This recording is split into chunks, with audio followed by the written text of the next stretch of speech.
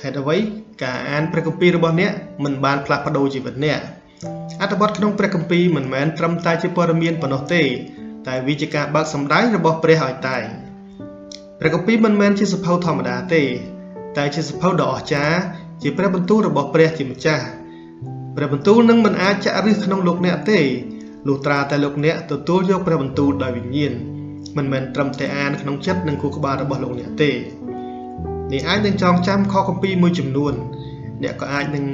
មានអារម្មណ៍ថាត្រូវបានលើកទឹកចិត្តដោយព្រះបន្ទូល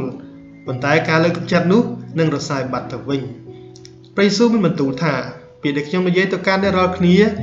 គឺត្រូវខាងឯវិញ្ញាណនិងជាជីវិតអ្នកត្រូវការព្រះវិញ្ញាណបរិសុទ្ធដើម្បីទទួលព្រះបន្ទូលនៃព្រះជាអង្គម្ចាស់បើគ្មានជំនួយពីព្រះវិញ្ញាណបរិសុទ្ធទេព្រះបន្ទូលមិនអាចចាក់ឫសនៅក្នុងវិញ្ញាណរបស់លោកអ្នកបានទេហើយក៏មិនអាចស្ថិតស្ថេរបានដែរប្រសិនបើលោកអ្នកឆ្ងល់ថាហេតុអ្វីជីវិតខាងវិញ្ញាណរបស់លោកអ្នកជាប់គាំងសូមសួរខ្លួនឯងនៅសំណួរនេះតើខ្ញុំកំពុងអានព្រះបន្ទូលរបស់ព្រះដោយជំនួយពីព្រះវិញ្ញាណបរិសុទ្ធឬខ្ញុំគ្រាន់តែអានសៀវភៅអរិយមិនខ្វល់ថាអ្នកស្គាល់ព្រះបន្ទូលឬអត់ទេប៉ុន្តែវាខ្វល់ថាតើព្រះបន្ទូលនោះបានចាក់ឫសទៅក្នុងវិញ្ញាណរបស់អ្នកហើយចាប់ផ្ដើមផ្លាស់ប្រែឬអត់ដូច្នេះរាល់ពេលដែលអ្នកអានព្រះបន្ទូលកុំគ្រាន់តែអាន